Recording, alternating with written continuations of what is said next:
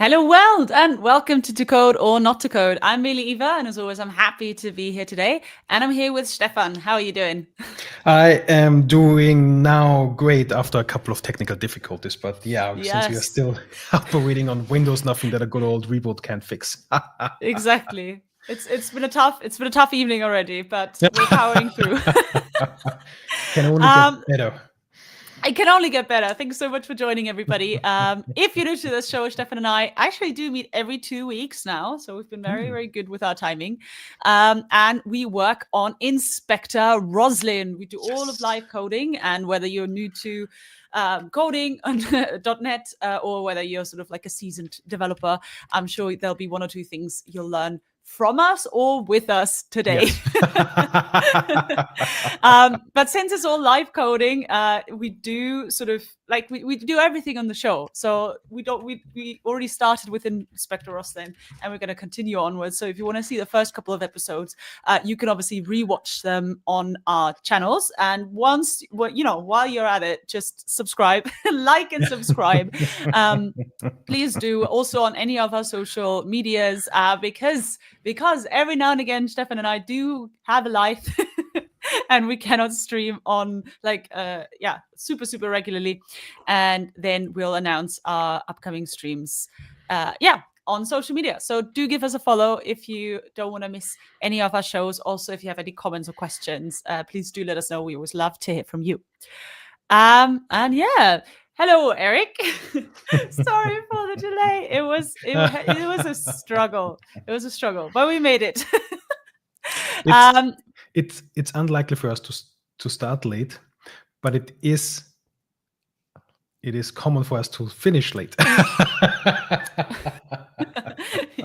Yes, indeed. Even though, again, this year, knock on wood, we've been very good. We were trying to stick to our New Year's resolutions as best we can. And like when I say we're on time, we're like 20 minutes over or something. But at least not 2 hours over, which was again by far our longest episode. And if you want to watch it, it's in our library. All right, but since we're already a little bit late, without any further ado, we have a little bit of trivia for you to start off the show. Yes. Since we talked today about NuGet packages, we were thinking about chatting a bit about the source of the NuGet packages, which is the package source. So if we jump in our repository to our NuGet config file, if your repository or if your folder structure has a NuGet config and you do a .NET restore, then the NuGet tooling, NuGet is also available as a standalone CLI, but most important features of NuGet are included in the .NET SDK. When you do a .NET restore, then the sources that you have configured are considered. It's a common practice to first clear all package sources because similar to directory.build.props, NuGet.configs are also somewhat hierarchical. There is, I think, a system-wide NuGet config that is imported first. Then there is a user NuGet config that may then override additional settings. And then you have your, let's call it local NuGet config. And since we want to be kind of deterministic and if now we check out this repository on some system that has maybe some user or system-wide sources configured, then stuff could work a little bit differently than we expected because we have now additional sources or additional settings. So it's common practice to first clear everything that's there and then start anew to have a reproducible local source of truth that is independent of some system settings. But what we can do is, well, regardless, we could configure multiple sources. For example, when you go into testing of Roslyn components and compiler extensions, there is the Microsoft.codeanalysis.testing packages. And on NuGet.org, there is only, let's actually see, if we go to NuGet.org, there is, so the version, they just recently upgraded 1.1.3, but we see that the upgrades are kind of once per year, if even. No, actually every other year. So not too frequent. Not too frequently. Not too frequent. Anyway. Yes. Not too frequently. Yeah, Not too frequent. that sounds all right. So to get like the nightly or the latest builds, we could include this package source, which includes now the latest. Did I copy too much? Yes, I have. Which includes now the latest versions, so the latest pre-releases of this packages as well. Now, if we want to restore, let's say, we use now in one of our projects, and just go to some project, just that we have a package reference. We are using central package management in this solution. So we need to also set the package version up here. And indeed, we want to use, we saw 1.1.3. Now the question is, which package of 1.1.3 is resolved? The one from NuGet.org or the one from this other feed? Do you have an idea which one will it be? I don't know. The one that sort of responds fastest. Indeed, yes.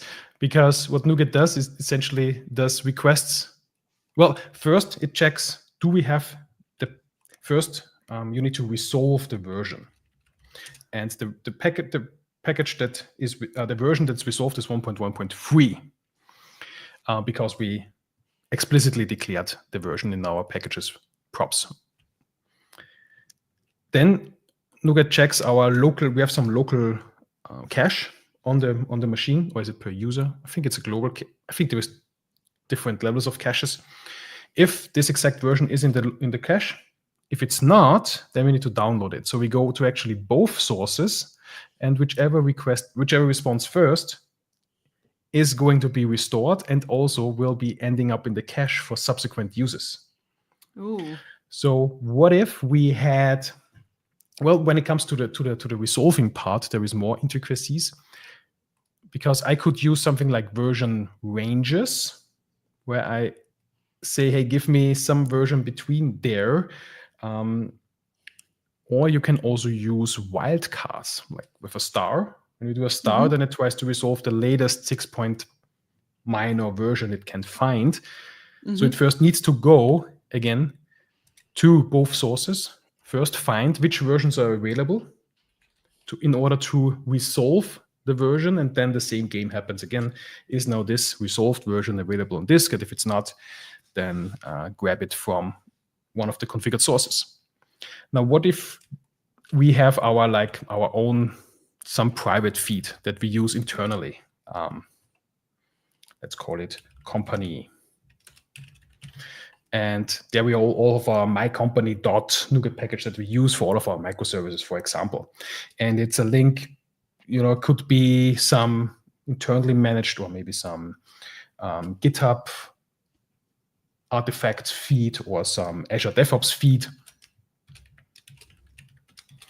So this is now our company feed. And if we have a lot of, let's say we want to restore the my company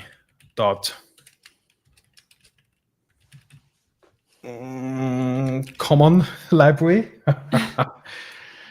Well, we want to grab it from, because some internal library that we put in our feed. But what if a malicious actor actually also publishes maybe on NuGet.org a package that is called the same way, mycompany.common, and has also a matching version?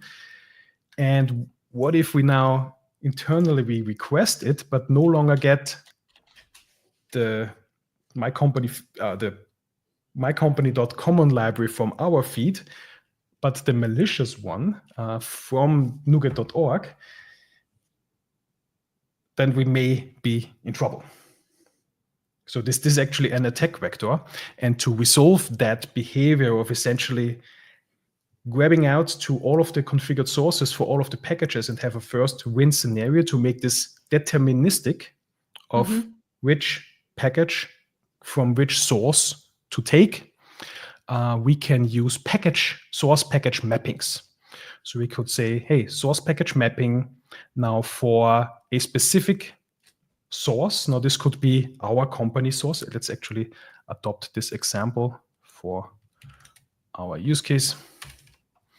We could now say, hey, for our, the feed is called company, and please restore all of the my company.star packages. So every package that starts with my company dot should be taken from this feed.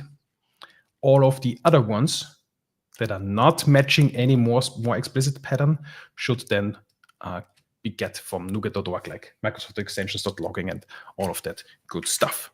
There is another way to circumvent this problem. What you can do is on NuGet.org, you can prefix, you can reserve a package prefix. For example, this is what we did with Sentry. So every Sentry and Sentry dot package is reserved. So only the owner of this reserved prefix, in this case Sentry, can create on NuGet.org Sentry.star packages, or any package that has the Sentry prefix. Microsoft does the same with Microsoft dot and ASP.NET Core and so on. And yeah, this is also another way to avoid somebody like kind of spoofing your namespace kind of a thing. Yeah. Awesome. Okay. Because I was going to ask you, it's like, oh no, do I have to map now every single NuGet package that I'm using just to be safe? But no, like the most commonly used ones are reserved anyways. If your company publishes on NuGet.org, you can reserve it. But even if your company doesn't publish on NuGet.org, I think if you are, not every company, but I think a certain size, there is some what's the name? Some prerequisites. I think you could also reserve like your company name essentially for if it's distinct enough, even though you don't publish on NuGet.org. I'm actually not certain about the exact rules, but yeah, this is one thing. But the other thing, to be super not necessarily safe, but deterministic with the package mapping, you can say, yeah, every package that has this pattern grab out to this one feed, and not to all configured, because yeah, to avoid confusion. And the thing is, once it has been downloaded once and is in your local NuGet cache, then the package from this local cache will be used. So if we go to a terminal, you can say .NET NuGet locals -- list all. So these are directories where I have some NuGet caches. This one will be used for NuGet package for dependencies like Microsoft extensions loggings. They will be in there, and once it is in there, it will always use that if that version is available from that cache. So if you downloaded a malicious package once, it's still there. You need to clear your cache or delete this package so that NuGet.org or that the NuGet tooling actually reaches out to the configured feed and downloads it again. Got it. And oh, that's a new name. That's a new Toast name. to it. Who are you? What is going on? Oh my god. Well, the toast gives it away, but it's not toast to it. Welcome. New year, new name, I suppose. But there definitely is a toast pattern there. Yes.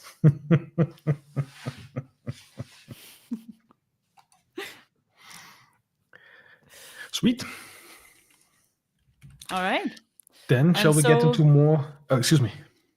Yeah, exactly. Let's get into more Inspector Roslyn and more NuGet. Because one of our issues, well, that sounds weird. Yes, we have many issues. Yes, you have many issues. one of our GitHub issues Yes. is that we want to inspect. Okay, yeah, we see I have defined it very clearly. Yeah. We want to inspect NuGet packages. So what we built so far is we can inspect DLLs Yep. or Roslyn components that are DLLs, which contain compiler extensions such as generators, analyzers. And we built this the last 2 episodes. For example, if we have a specific generator, or let's actually use the diagnostics example. Let's say we have an analyzer, which is a type that derives from diagnostic analyzer, has this attribute, and exposes, well, is available for the C# language, could also be Visual Basic only or for both, and also has some certain rules. We can now, let me build the project so that I get the latest output. When now our inspection tools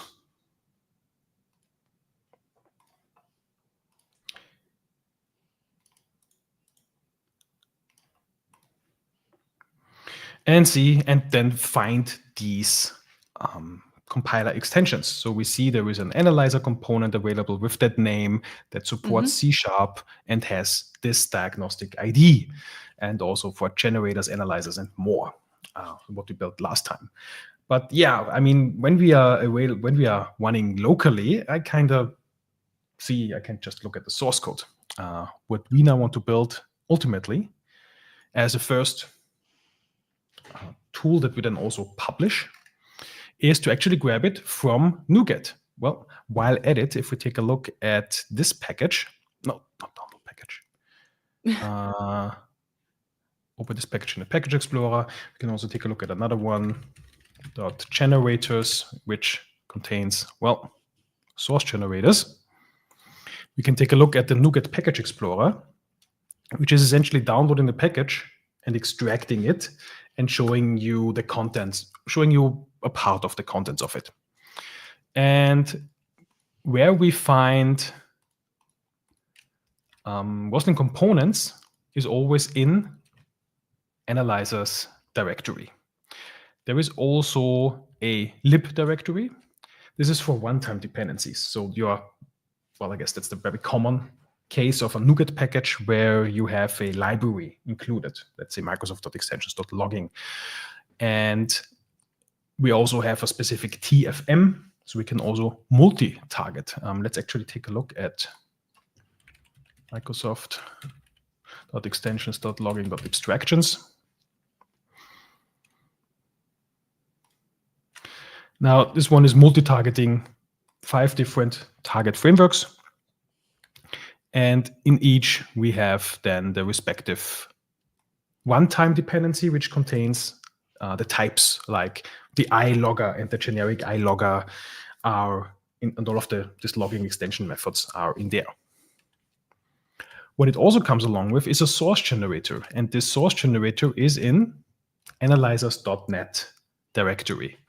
If we have a Roslyn component in analyzers.net directory directly, if it was here on this hierarchy, it would be applicable to any Roslyn.net project. So for both C# and Visual Basic. What we can also have optionally is a Roslyn x.y kind of a Roslyn version folder. We tackled this in an episode end of last season. Now, we can multi-target your Roslyn components. Unlike libraries, you don't multi-target by target framework, like .NET 10, .NET Framework, .NET Standard. You multi-target by version of Roslyn, because Roslyn components, they are not running when the app runs. They run when you do a .NET build or when the IDE decides to actually run them. So they are bound to a specific version of Roslyn that hosts these compiler extensions. Well, hence the name. It's a Roslyn component that is hosted in a Roslyn host and then extending with various extension points the compilation, like analyzers, suppressors, code fixers, factorings, code completions, and source generators. I think I got all of them.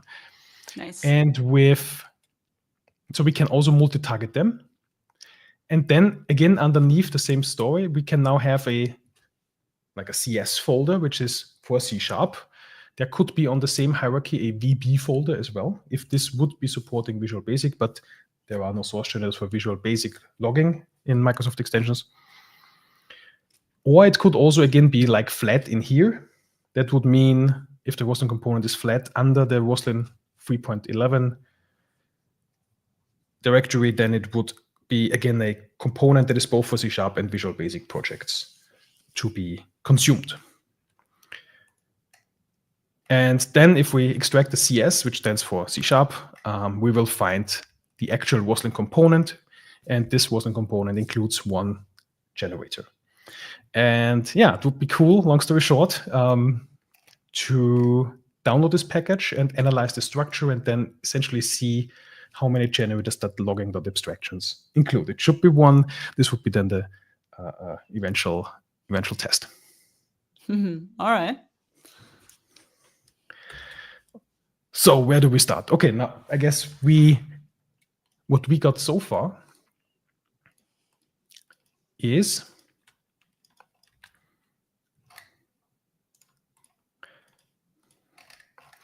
we have our inspect method that takes in a stream, and this stream is a Roslyn component, or should be a Roslyn component. So, well, essentially that's a DLL that is depending on some Microsoft.code analysis packages, some Roslyn packages.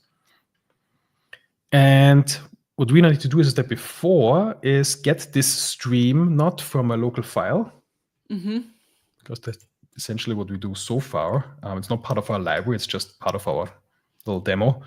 We go through our build output and essentially find Roslyn component and then open this file as a stream. What you now need to do instead is to go on NuGet, we specify a name and a version.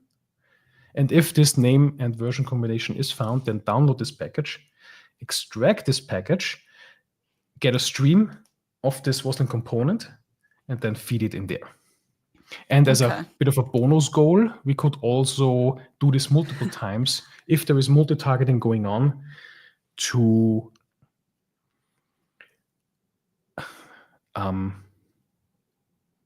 what I'm trying to say. If there's multi-targeting going on, do this essentially multiple times for each and every component that is found.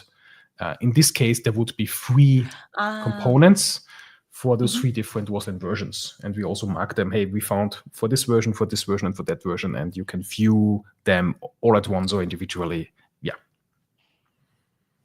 Okay. Right. So name and version only, and everything else we have to do ourselves. Okay. Let's start with name and version only. Yes, so we kind of need, maybe let's, naming, let's say we have a NuGet type. Yes. Which gets an inspect method.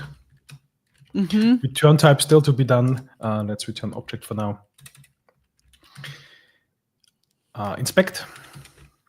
Yep. And we want to inspect I think the proper name for a package name is package ID and a package version. Well, package version shouldn't be a string, but some better would be suited some NuGet version. Well, there is a version, but this version it's like a Microsoft style version that has a major, a minor, a build, and a revision. But what NuGet is using is a semantic version, which only has major, minor, and patch. So, well, I guess we could do something like, well, we could define maybe our own version, but there are packages that expose that already. So we also want to replace that with a kind of a triplet. Maybe for the beginning, we could say like int major, int minor, int patch, as a tuple, something like that, to kind of get started. Okay. So, and then, yep. So that's what we got. And then we go, hello, NuGet, please get me that. Yes, exactly. And the research shows that there is this amazing blog post from, now I embarrass myself. I think it's Gerard Barré, if I pronounce it correctly. I'm also not sure if I pronounce their nickname correctly. Misianto? Not sure. I have an amazing overview of NuGet also exposes some, well, NuGet packages on NuGet,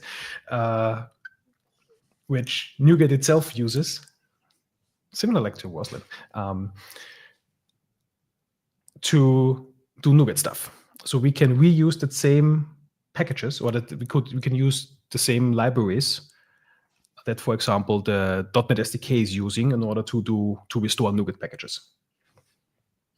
And there is, I think there's also NuGet.versioning, which includes a semantic version, this triplet. And also, I think it's NuGet.protocol that we can use in order to download a package. So let's maybe depend on NuGet.protocol, which I think in turn should be depending on NuGet.versioning, if I understood it correctly. Oh, no, it depends on NuGet.packaging, which in turn, okay, NuGet.versioning. Okay. This is where we get this semantic version from. And I think this is everything that we kind of need. So I would be now posting in the sample code, and I guess then we can start from there. Download a package. Perfect. So let's hit Alt-Enter to get all of the important usings. Then we see this is definitely asynchronous because we are downloading something from the web. Just making this method asynchronous. And now let's get, let's deal with the warnings later. Get it going. So what do we need to replace? I suppose we need to, oh, there it is, NuGet version. So we need the name here. And would you like to take over? Sure. So we need the name here instead of hard coding. Yes, because we can, well, this is actually the version. So we can think of, we could actually pass in the NuGet version as a whole. So we could actually use this type. Well, we could do two things. We could either, do we want the caller of this method to be depending on this type or not? So do we want to hide that this one is used under the hood, or do we want to show? Why not? I guess it doesn't matter since we have it as a dependency anyway, so it doesn't really matter. Yeah, why not? So let's just replace the triplet up here with NuGet version, because this is now a type that should be taking the free, and the constructor, it takes, the major, the minor, and the patch. Then I guess we also need to replace the ID. Yep. Which is the name, right? And what I see, this also, okay, cancellation. Do we also want to support cancellation? Yeah, sure. Why not? So we need a cancellation token here as well. Yes, indeed. Perfect. I'll just do a couple of new lines. Did you wrong? What you usually do is make cancellation optional.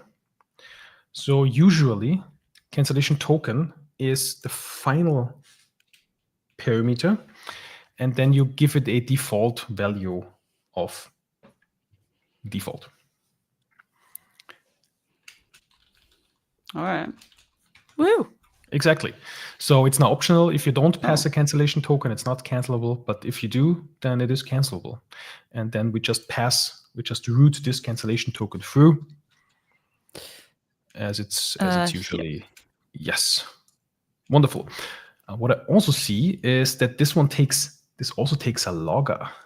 So, when we come in a future episode, when we come into observability, this is definitely an extension point that we can use. That will be episode, I don't know, when it comes to observability. Where we build then our own logger, which is then, could be either logging to the console or also to some remote service that we're going to use in order to make deployed applications observable. So we monitor then our deployed applications. So when users actually run into a problem, we see it with some additional details so that we can fix it right away, even without the user needing to go to open an issue and describe exactly what happened. Cool. And we would also know if it's even used and how it's used. So a bit of telemetry. So we definitely want to also make this optional or offer some opt-out to say, hey, I don't want to opt out of telemetry, of course. But yeah, so I guess already causing more work than fixing. It's a common theme. Cool. And so we should have now copied the content of the package to this memory stream. So I'm wondering if we could already use our Roslyn component.inspect. Ooh, yes. Probably not, but let's see. Yeah, why not? And let's see how far we get. If we jump to our application, well, I guess we also should write a unit test. Well, we are downloading from a NuGet package source. This may not be really a unit test. For unit test, I guess we need to kind of fake our own kind of NuGet client to download to receive a stream that we prepared. Okay. But yeah, let's go into the mocking later on. So essentially, it would be, okay, so we should also then, I guess, just return the data, which would mean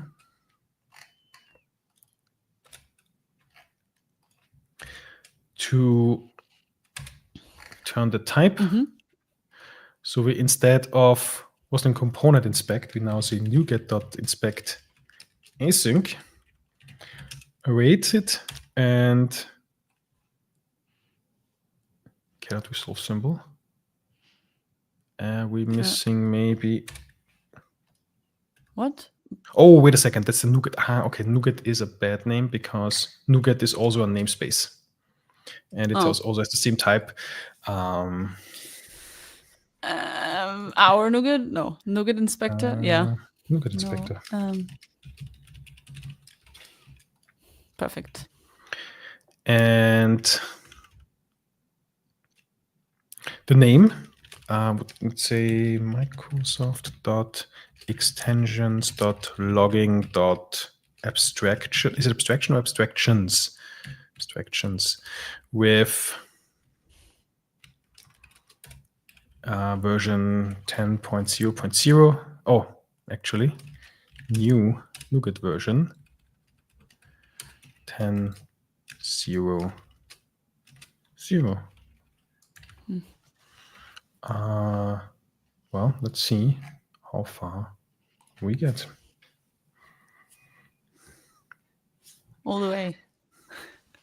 No, probably not because of the folder structure, but because we kind of expect that this stream now includes the DLL already, which it doesn't. So we definitely need to go with some. That's true. Okay, but it seems that data is in there. There is 822 bytes of data in there. I guess when we go in there, where should we fail? Yeah, when we load from stream, this should automatically fail with unknown bad IL format. Well, yes, because it's not IL, it's something else. Okay. So now we need to instead Well, we need to well, let's come to the warnings later. We need to, because a NuGet package, that's Yeah. a NuPKG, is effectively a zip file. So we need to unzip it. So we need to unzip it, yes. Let's find if there is some zipping types in the BCL already. Wait. What? In where? Sorry. In like if it's already present. So what I usually start is just write zip, and let's see if autocompletion ZIP. I did. No, I didn't. And see if autocompletion already helps us along with something. So there is a zip archive. Zip file? There is a zip file, but we don't have a file. It's not on disk, so it's not a file. Should be the zip archive. Let's see if there is any static method on there this it is. I didn't see archive that helps us. There is only create async, but we don't want to create a new. We want to load one. So maybe there is a constructor, or let's take a look at its constructors. We could also jump into the documentation. Hitting F1, let's see. Constructors. And there is a constructor that takes a stream and various overloads with some archive mode that I guess we can explore later. So I guess we just create a new instance of zip archive, pass the stream to it. And should be maybe already good to go. Pass the package stream. Yes. Okay. Also, well, let's see. It completed. I didn't do that, but I don't mind it. Me neither. There is read, create, update. Yeah, we want to read. That sounds fair. Is there some more interesting overloads? Leave open. No, we want to actually close it once this should be the default. We want to close it once. So leave open. So that definitely is implementing iDisposable, or it should. I would expect it to be implementing iDisposable. Yes, and also async disposable. So I guess we should have a using around it. A using, or even a wait using. So we can not there. We do this on the left-hand side of the variable. Using var. Because it's when now this variable goes out of scope, then it should call dispose. Yes, we could say using, but since we're an async method, we could also say async using. Excuse me, a wait using, my bad. Easy. Cool. There's so many warnings. It's driving me, it's making me very scared. Do you want to fix the warnings, or do we just suppress the warnings? I think you should get it to work first. Yes, maybe. and then we take that's usually my approach. So this, if we debug this, we should. Yes. Could. I'm super uncertain. Let's find out. If this passes. Okay, this passes. That's good. So we should, if we F9 this, get some hierarchy. Okay, let's see. Unchanged. There is no comments. There is a read mode. We have some internals. There is entries, and in our entry. Okay, and in those entries, we now see the entire NuGet package. That's pretty cool. So there are some. Yep. There is rels, which is a file that I think I totally forgot what it's used for. If I ever knew what it's used for, I'm not sure. We also have the NuSpec file, which is kind of the definition of a NuGet package that contains the ID and version and such. And we see there is lib, there is files in this libnet10. So these lib ones, those are our runtime dependencies. In a future feature of Inspector Roslyn, we may also inspect these and maybe get information about the library. Maybe we extract all of the public types with all of the public APIs, so we can kind of give it an online NuGet API browser kind of a thing, Yeah. which may also include documentation. So much more stuff to do. Wonderful. But for a future episode, we want to look at the analyzers things. So all of them are just zip archive entries. We Oh my could now. goodness. There's so Okay, we many need though. now. There is more. Yeah, there was some signature. Okay, but we don't need to care of any. There's also some build. In build, and if you have a build and build transitive folder in the NuGet package, you can also supply some MS build logic, like something like a directory.build.props, but for your NuGet package that gets automatically included for each consumer. But again, future episode. Oops. Whoa. So what we want. I love that it zoomed into the question mark. But again, who knows when we're gonna get to that? Right expression. Yes. So what we want to find is there is also resource DLLs. Do you see these? Yeah. Now it's confusing. There is CS. The first CS stands for C#. The second one is I'm not sure which language. No, CZ is Czech. I don't know what CS language is. For example, DE for German, ES Espanol, Français, Italiano, Japanese, Korean, Polish. Where is EN for English? Oh, there isn't. Oh, okay. There is no specific English because that's the default essentially. Okay. Oh, is C? No, the default is English. Got it. Yes, and then if you have a specific so-called culture, then you could then additionally load these resources. I think this is called some satellite assembly. If I'm not sure if this is the correct term.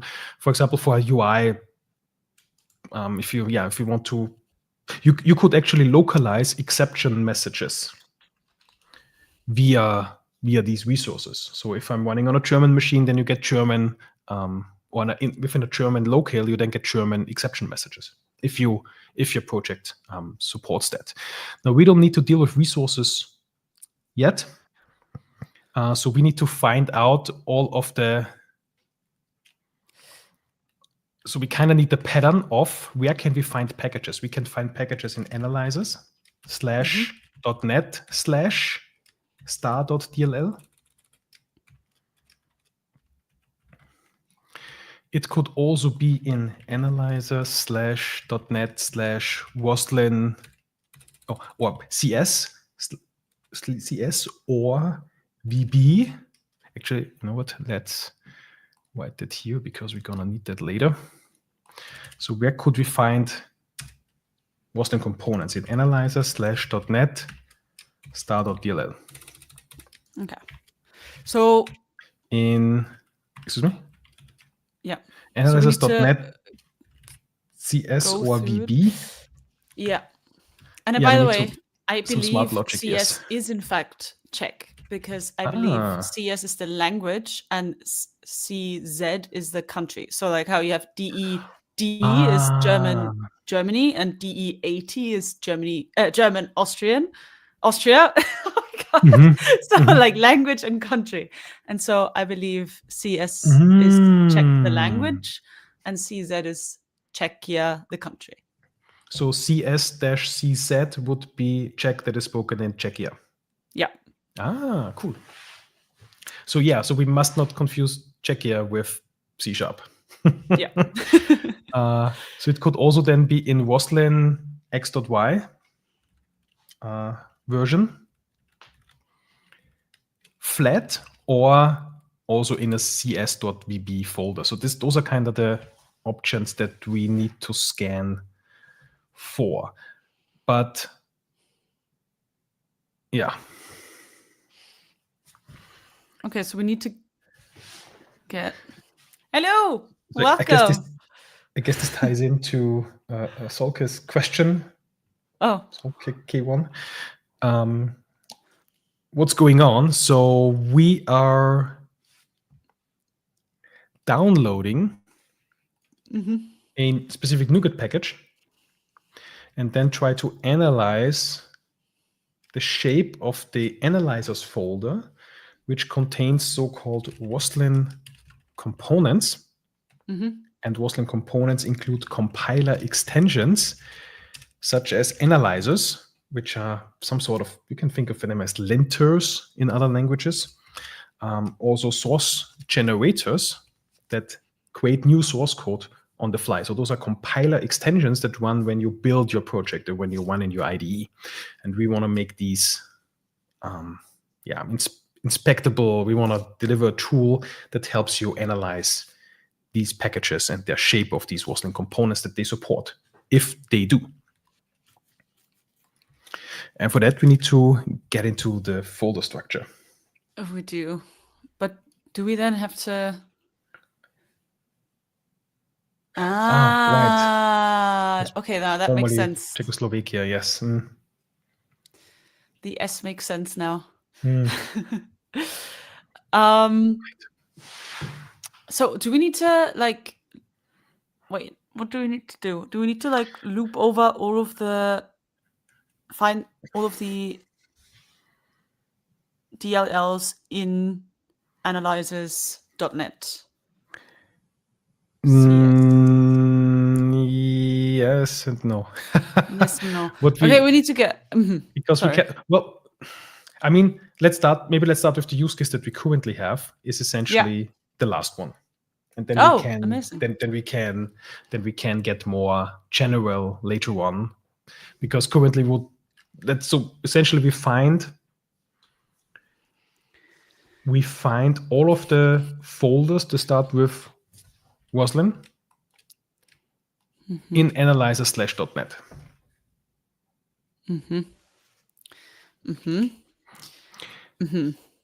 But we have there isn't really all of the zip entries in the zip archive. They are not in a hierarchical structure. They're in a flat structure. So we need to analyze their path to find out essentially the location of them. Analyze the path. Is there anything on file that I can do? No. So we have on file. We should now have. Right, it's actually not file. Let's just call it zip. Zip. We have entries. Oh, we do. Yes, but they are all flat. So, and all of the entries, I think they have. Yeah, we can now use, of course, link. Haha! Yes, we can. To maybe reduce the set, because this one contains all of them, to maybe reduce only to some candidates, maybe only the ones that start with analyzer/.net, to narrow it down a little bit already. So can I select? Well, if we want to filter,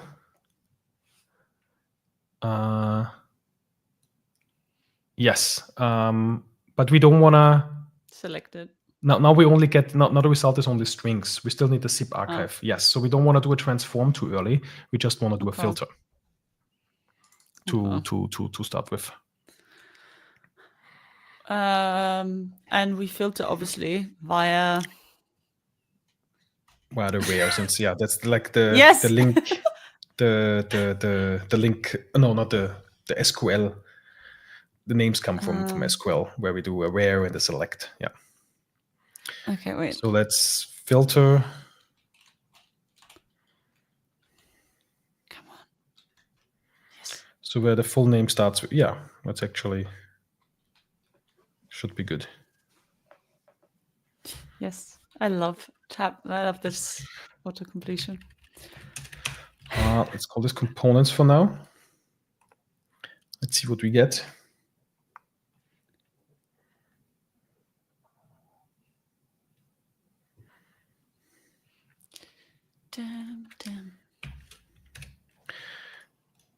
And so this is all of the DLLs. Yes. Perfect. Well, although this example only has DLLs, I wonder if we can exclude .resources.dls. Is this does a resource DLL have to be suffixed with .resources.dll, or could this be any name? This is what I'm certain about. So if we could just remove all of the .resources DLLs, because we don't want to find resources. That's what I'm not quite certain about.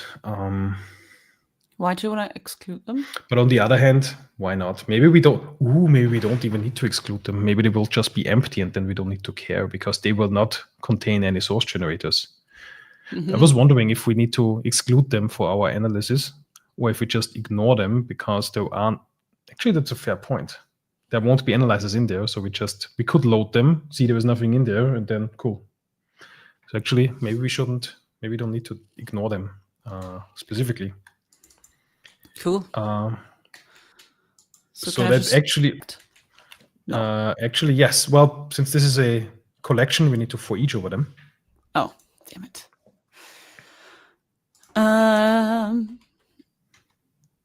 So, oh my goodness. Where did you go? Down there. And then we do this, and then we inspect the component. No. Wait a second. Yeah, so a component is that's a zip archive entry. We need to get the stream of this zip archive entry, and I guess open should give a stream. Yeah. What do we return? Yeah, we need to tinker with the return type for now. Let's just return empty. But let's see what we get here. This may fail.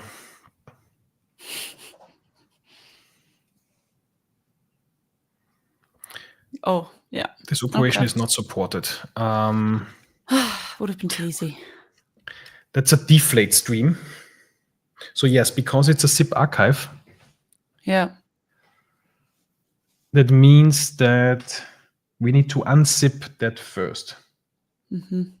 So we need to, since this is a deflate stream, we need to first inflate. Exactly. By copying it to another stream, to a memory stream. Okay. So we need to, for each element. Oops. No, that's not. For each element. Memory stream. No, I think this is just this. Does this return a deflate stream? No, this just returns a stream. Okay. But we need to, so we need to open.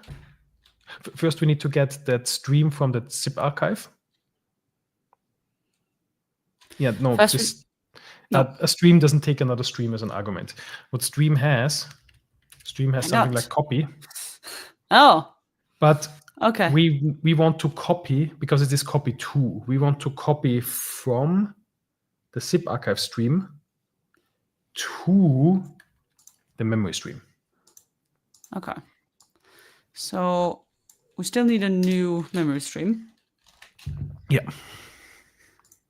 And then, wait, component? No. Copy to?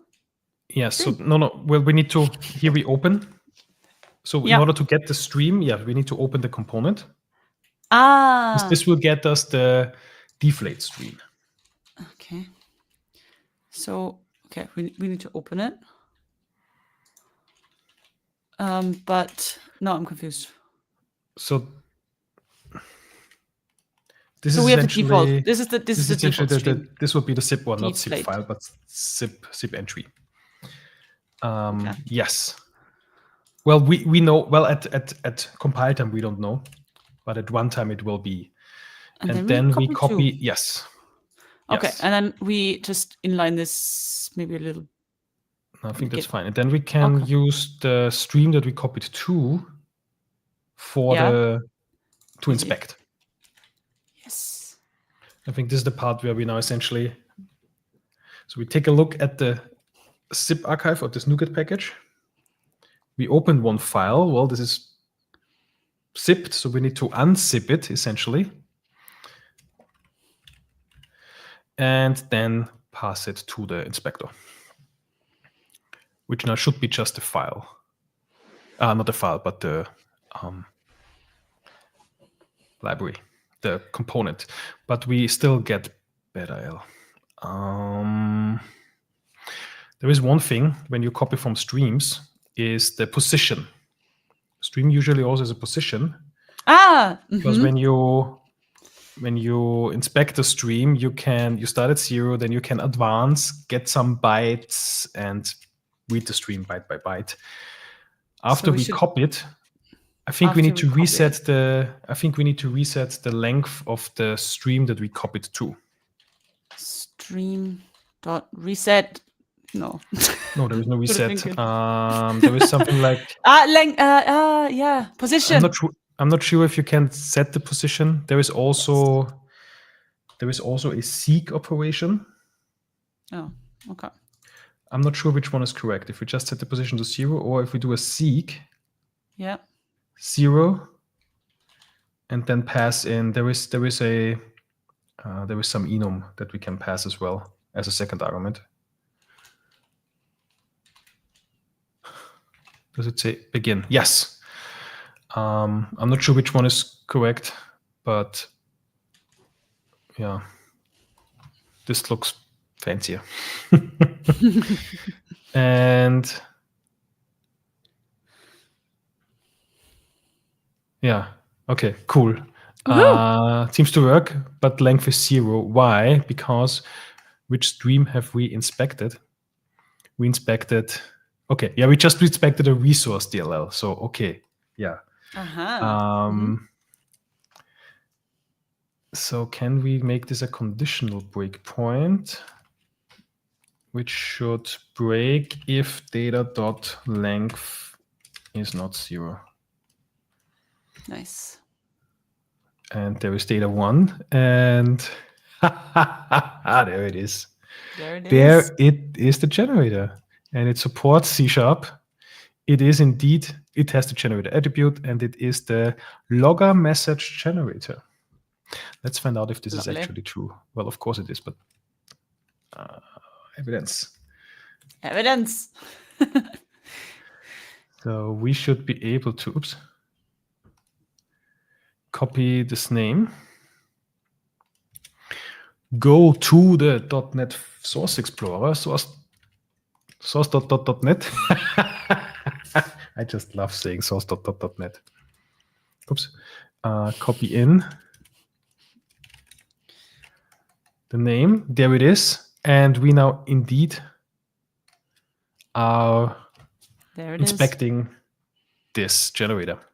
Amazing. Easy. But now we need to return something useful as well, right? That is correct, because we actually find multiple. We actually find 3 of them. We find, let's check again, which ones will we find? We will find Roslyn 3.11, 4.0, and 4.4. But our data structure currently we only have the collection of compiler extensions. So maybe we create a new type that we call, I suppose, Roslyn Component, which contains the Roslyn version. Essentially these parts. The Roslyn version, the language, it is C#, and a collection, and then this array of compiler extensions. And then we return a collection of components. Okay. I think you need to... Oh, can I add something? No, I will probably add it in the wrong place. The new type. We can just, let's see. We already have a Roslyn component type that we used which is static, that we used to inspect. I suppose this is no longer the best name. We should call this differently. But I'll now make this unstatic. Yeah. Instantiable. So let's maybe just add it here. Okay. So we need welcome. Yes. To I'm here. How do we want to? I guess we also need a certain type for the version, because that's a separate Roslyn version. That has just 2 digits, major and minor. For now, let's start simple and say int major and int minor for the version. And the language, well, maybe the string. Well, it could be two languages. It could be C#, Visual Basic, or neither. When it's neither, then it's both. Does this make sense? Yeah. Because if a hosting component is not in a CS or VB subdirectory, then it's for both CS and VB. So if it's neither, then it's both. I guess we can model this later on, maybe a little bit different, but for now, to get started, let's do languages. And let's create a constructor that takes both of them. I always have a typo, I guess. Oh. Sorry, I shouldn't laugh. Oops. Cool. Cool. Yes. So instead, we now return not an immutable array of compile extensions, but an immutable array of Roslyn components. Mm-hmm. Let's create a... Okay, naming is going to be tough. We definitely will need to restructure this in separate methods, but to get started, an immutable array builder. Wait a second, we can say create builder, right? No, we can say immutable array dot create builder of Roslyn components. And we then just add new Roslyn component where we need to pass. Now we need to extract this information. We need the version tuple, major, minor, 10, 0. No, actually it will be 4, 3 or something. And the language version, which CS in this case. Nope. And this is failing because, oh, string array. No, let's just do a language for now.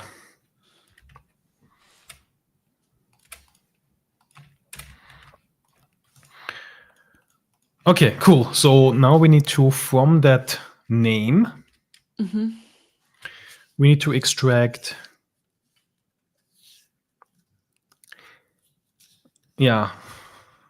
essentially this portion.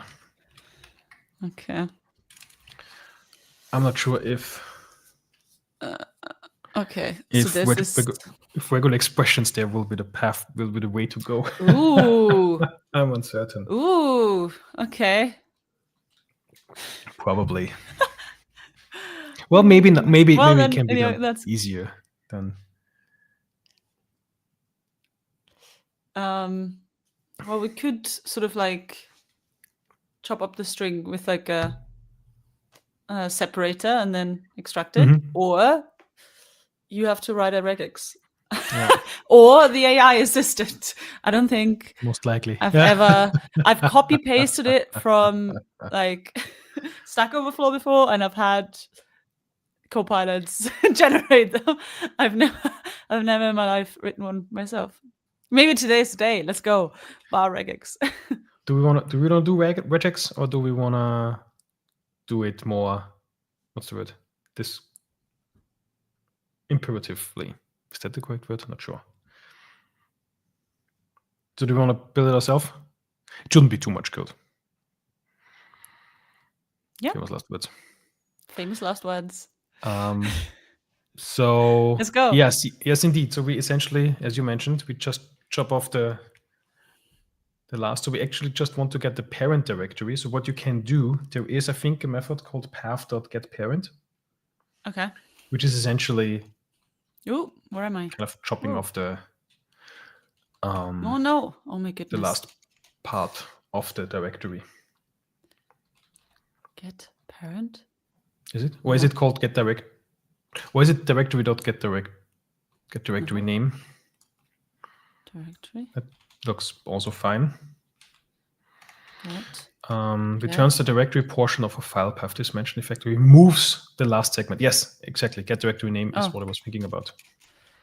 Ooh. So that's Path. Okay. So everybody, I swear I tapped on the right place, but yeah, because of we doing code with me, and then sometimes it messes these code completions up a little bit. So while I do make a lot of mistakes, sometimes it's not me. Okay, I now completely forgot what it's called. What was it? Name, get directory name. There it is. yes. No. Yes. So in there we can pass now from the component the full name. Component. Full name. Yes. And if this, and from that, if it ends with /cs or /vb, then we can take that. If parent is not null. No. Do we need a null check here? I suppose we do. Oh, do we? Oh, easy. Yeah, Okay. it's nullable. Parent, oh my goodness, is null. Then? What if it's not null? Oh. And if it ends in CS or Not VB? Null. And, oh my goodness, something is really weird. Null. And ends with, do you know, I have this shirt and I should have worn it today. Do you know the Pokemon that looks like a duck? I do know the German name, but I don't know the English one. But I have a shirt where he's really dumb, and then he has his hands on his head, and it just says "already forgot." And I do have that shirt, so I've got the memory of a goldfish. If it ends with CS, or maybe let's say /CS to be more specific. Because where are we? We are okay. Yeah. Or if it ends with /VB. How to? Can I just put an or just at the end here, and it would be the right thing? Oh, really? Okay. Because I think we should also be able to get away without parentheses, because I think the precedence is or is weaker than the end. So I think from the grouping, no, wait a second, it wouldn't work because the or is weaker than the end. So we need some parentheses around then, yeah. Okay. I cannot find my pipes on my keyboard. I will because I borrowed this keyboard. Thank you. Thank you very much. And you can just you can just tap. Oh, so yes, I can. Oh no, it didn't. I did tap. Have I? Yeah, I think I was already writing. I messed it up for you. Ends with. Sorry about that. Some sabotage. CS or VB. And I guess we need parentheses around the or, otherwise precedence will not be in our favor. Okay, but why do we need it? Sorry, I don't get it. Because I think the and is stronger than the or. So it would do if it's not null and ending with CS or ending in VB. Essentially, if the first portion, essentially what it would do per default, setting the parentheses like so. But I have a question. Which means we can run into a null reference exception here. Yes. Null cannot end with CS. Right? Yes, so we will have a null reference exception here. Exactly, yeah. Oh. Okay. So the not null check needs to be encompassing both. So if it's Okay. if it's null, then don't try to get the end of null. Okay. No. So Yeah. and if it's Why not? that, then we can, well, we could do something like so. We get the language. Language, I can't type. Null per default. And if it is, then we could say, how do we get now the last portion? Is it path.get directory name? No. How do we only get file name? I think in this case should return an extension part of the given part. Yes. Of the parent. Now we should have the language, if there is one. Who? So let's actually make this nullable here as well. So there may not be one, but there could be. Likewise with the version. And now let's do the same for the version. Mm-hmm.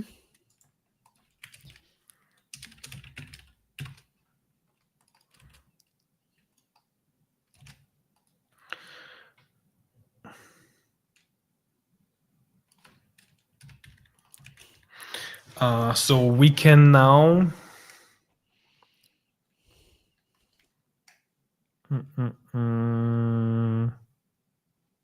so if this has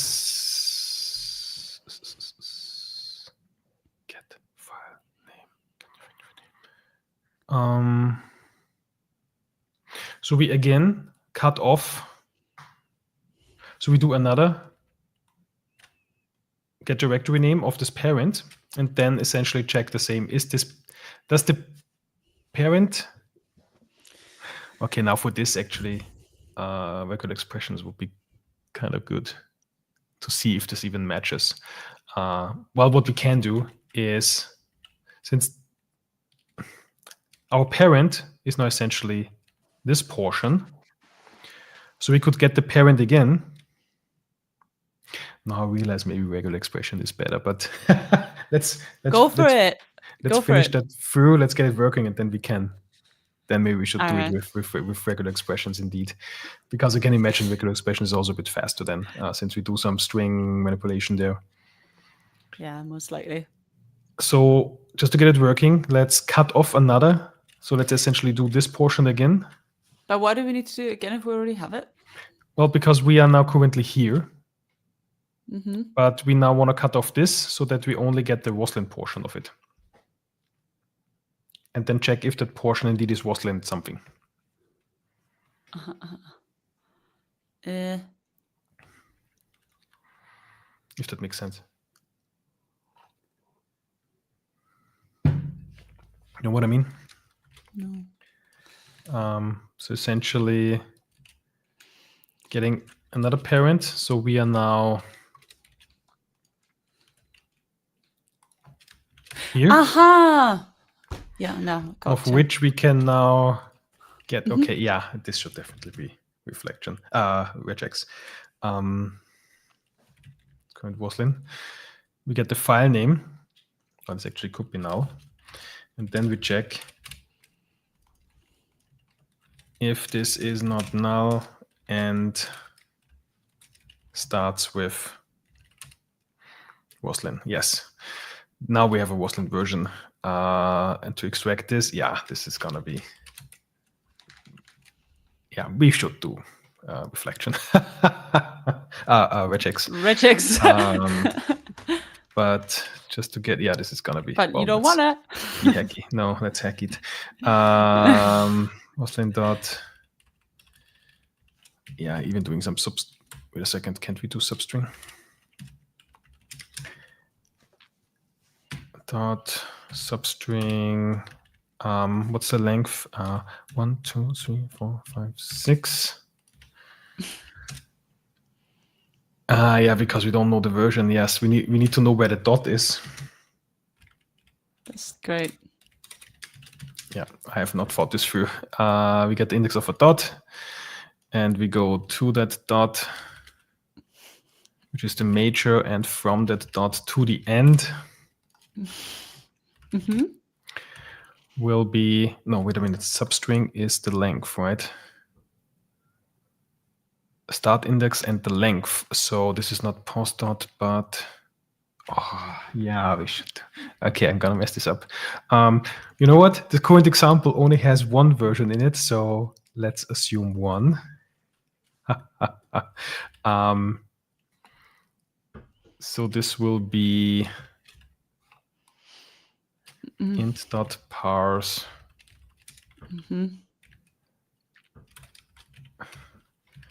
at index should be Roslyn 0, 1, 2, 3, 4, 5, 6. Yeah, this is not good. And the minor is 6, 7, 8. Cannot be solved because there is no overload that takes a jar. Cool. So let's say toString. Yeah, this is bad. Das ist schlecht. But it should kind of do the trick for now. Okay. Great. I'm not positive though. We also don't compile. We don't? Oh yes, indeed. Oh yes, because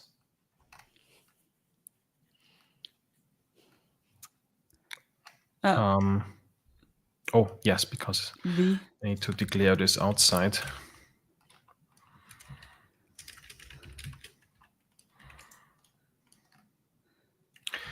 And then we need to actually return that result.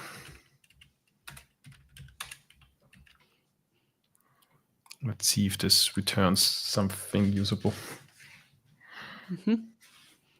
Cannot implicitly convert. 9. No. Oh yeah, because this is now a collection of compiler Roslyn components. So we need a bit of a double for each.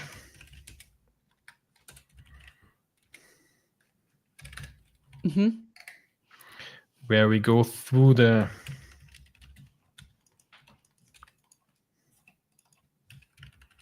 components. And the components has, it should have extensions actually. Yes, we still need that property.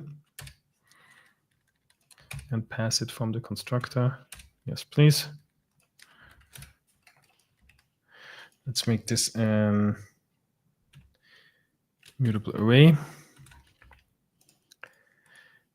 And yes, we should, where do we inspect it? We inspect it here.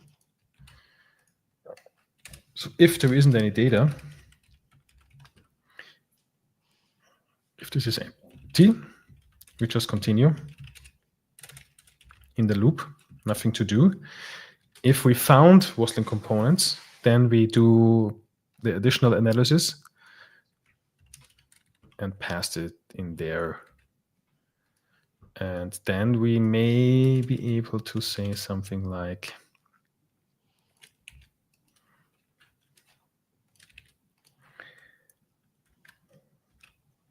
component dot, oops, language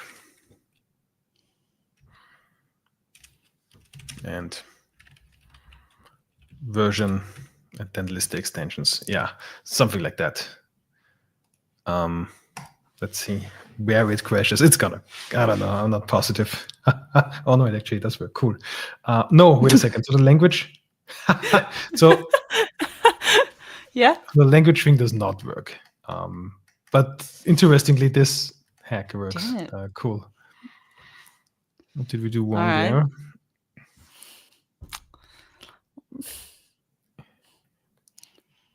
This is never hit. Why is that not the case? Oh, because the pair. Oh, is there another trailing slash in the? Does it include? Does parent include the trailing slash? No, it doesn't. Slash no, oh, it's the wrong slash. Damn it! So we have a Then that's a Windows. Yeah. Where are we? There. So and this will also not work on non-Windows. Oh.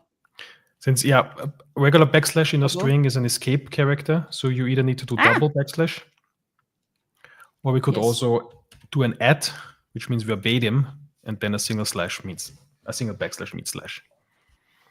Okay, but yeah, this unfortunately only works on Windows. So for Linux, we need a different, so this is not, we need some regex. But yeah, there we go. So we actually now download, well, I think since we use the NuGet client, it also does, if the package already exists on the local disk, it uses that, I think. So we get the package. Yeah. When we inspect it, we find that there is a Roslyn 3.1 that has a logger generator that returns C# and one for 4.0 and one for 4.4. So yeah, actually, this works. Now come the corner cases of, well, maybe we fix all the warnings and then come the corner cases about, because we haven't essentially covered this case. Yep. But what about the other three? Let's do warnings first, because they make me really nervous.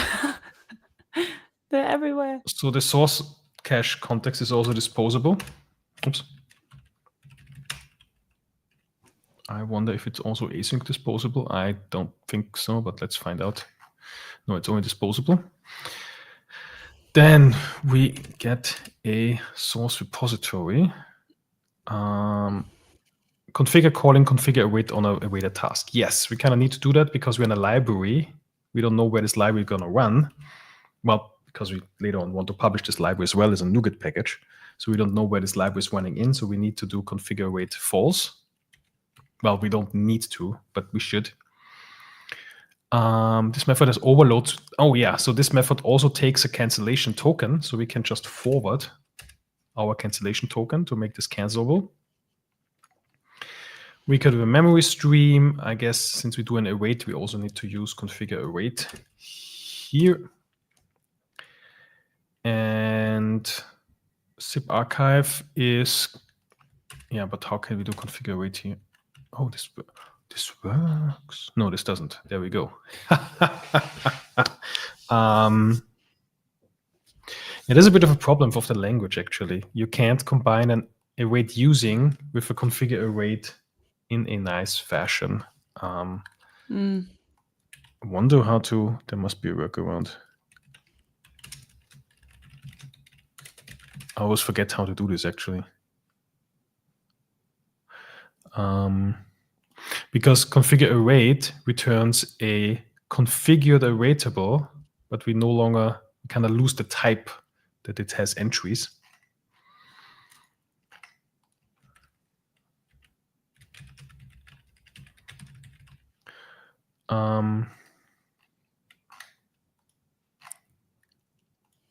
So I am not finding really. Oh, okay.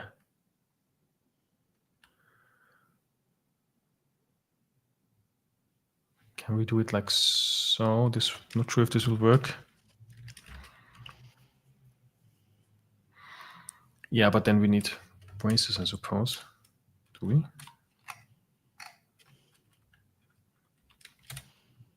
No, this doesn't work. So we would need to. Okay, we need to do it in 2 steps, actually.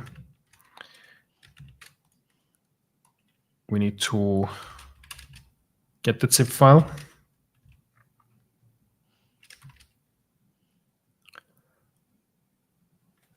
And say await using zip.configure await false, and then put the rest in parentheses. Yeah, we should split this up in multiple methods, but yeah, we can refactor later. Cool. So this returns, what does this return? A bool. Okay. So we could, oops, bool. do something with that boolean. Not sure when it returns false. I suppose when it returns a task that represents the task returns boolean, indicating whether or not the NuGet package file was copied. Yeah. Okay. Not sure when this could fail, but yeah, we could add some, I suppose if it's false, we throw some invalid operation exception for now. No package was not copied. Something. Some more warnings. Starts with, I guess, want a locale, because most string operations have an overload to take a string comparison, where you can say, should this be, which culture should this be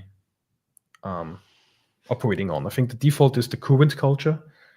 So for a UI application, my current culture could be Germany, where there is this notion of a scharfes S, which could have an implication on comparison when you do string comparisons. You could also do say, okay, we ignore the casing. I'm actually not sure if a NuGet package is case insensitive. If it is, we should use ignore case. If it isn't, then we shouldn't. But yeah. But let's not go into these because we're gonna tackle these with regex. And I guess here we need another using. Oh, there's an async overload and configure wait false.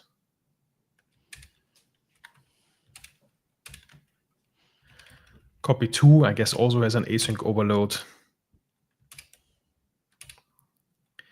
And I believe this should fix all the warnings. There is more, but this is again string comparisons. Okay, cool. Looks good.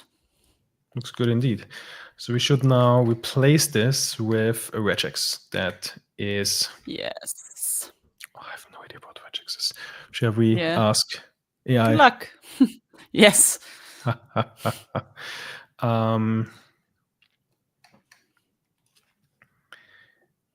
We need. Well, actually, we need 2 regexes, right? Or can this be done by 1 regex? We need a. Maybe it can need 2 be. different. I think it can be Really? done by 1 because a regex can also have multiple. You can use. I forgot the name. You can use some. I don't know how this is called.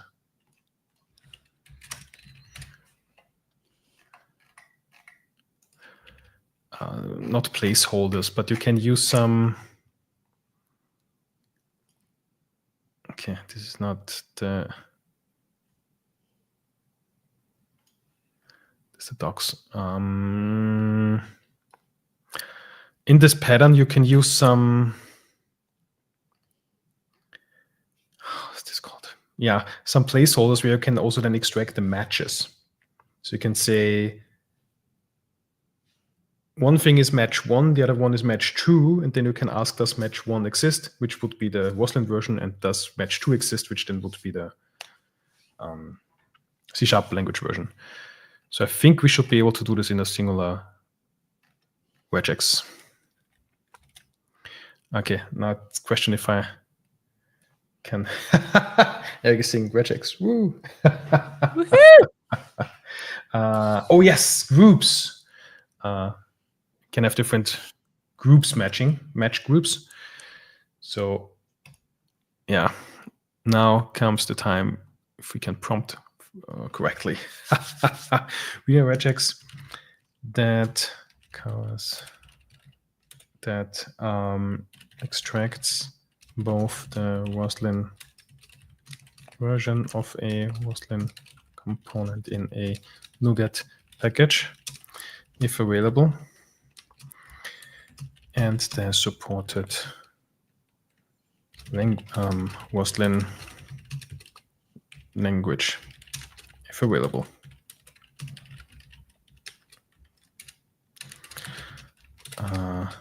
The paths of Roslyn components can be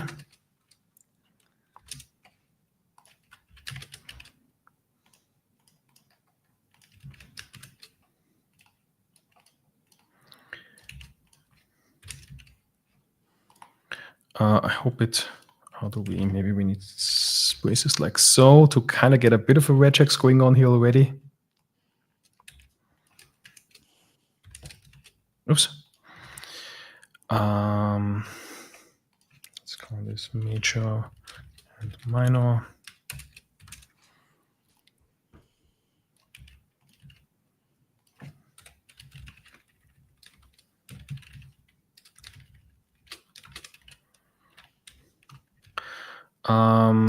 Let's see if this suffices.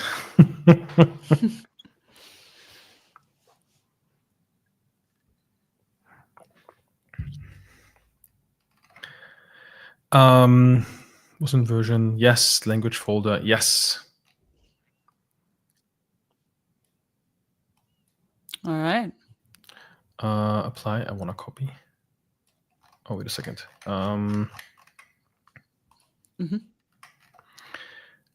Was in major. It looks like the language. Yes. Assembly. File name. Okay. Matches all your listed shapes. Oh yeah, that's also the scenarios. We could have neither. We could have only the language, only the version, or both. Let's check the examples. There we go. Yes, not groups, it's capture groups. Yeah, capture groups, that's what we are looking for. So we can have a capture group for, does it do capture groups? I think these are capture groups. I hope. And some quick examples, 4 and 8, yes. And we could get the Roslyn major, Roslyn minor, and the language. Cool. I also want to accept backslashes. Defensively, even through NuGet zip entries are normally /. Well, not in our case. We just saw because we're on Windows. Yes. We need to treat both forward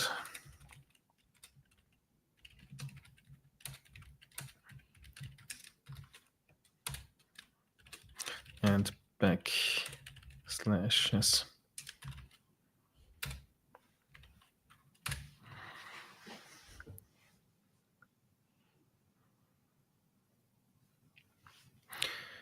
Oh, if we just have parentheses in regular extraction, in .NET regular expressions, they by default are capture groups already. So I guess then having something like this is just giving a name to it. So we have the parentheses for the capture group, but it's also giving it a name.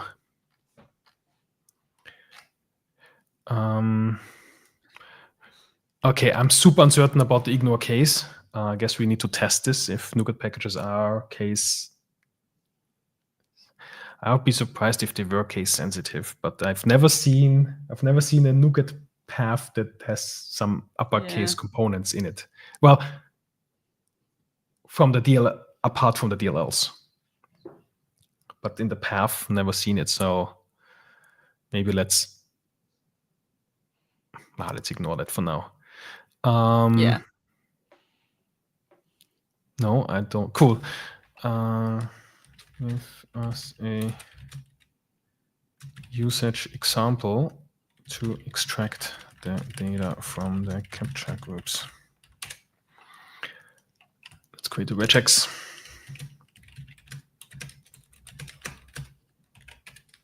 Oops.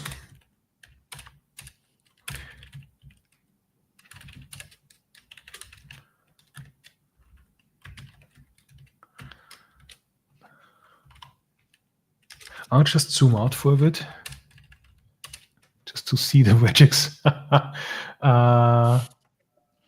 Okay, Wow. okay. There's the dot assembly. Okay. Yep. Acting as if I did understand it. Yeah. Cool. So yes, regex. Do we want to compile? Well, yes, we want to compile, but actually we go with a source generated one later. And yes, so it should be culture invariant and ignore case. Yeah, let's do that. So let's have these two regex options. We will turn this into a compiled regex later on. Well, actually, for now, let's also say it's compiled. And we then have, let's just copy this. I'll copy to a second screen so that I can extract the example code.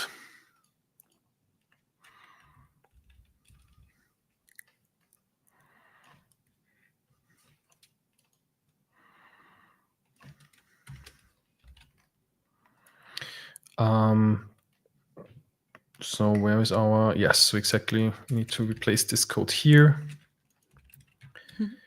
So we get our full path. Okay, this may be unsuccessful. For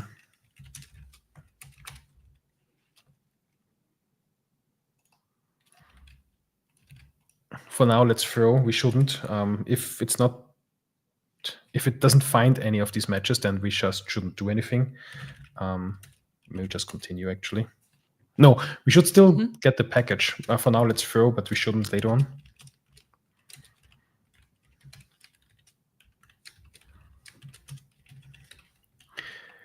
And okay, this is how we extract the parts. Wow.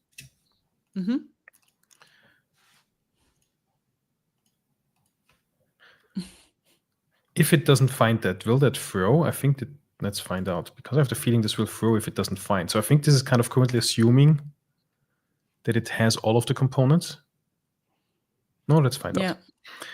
So we should be able to get rid of this portion. And then say,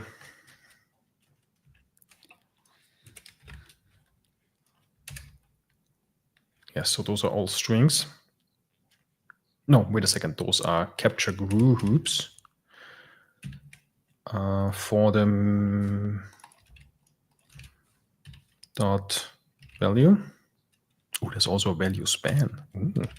So can we, now we need the, yes, int.parse and int.parse. Maybe let's, no, let's say, make it a bit more major, minor. And the major version is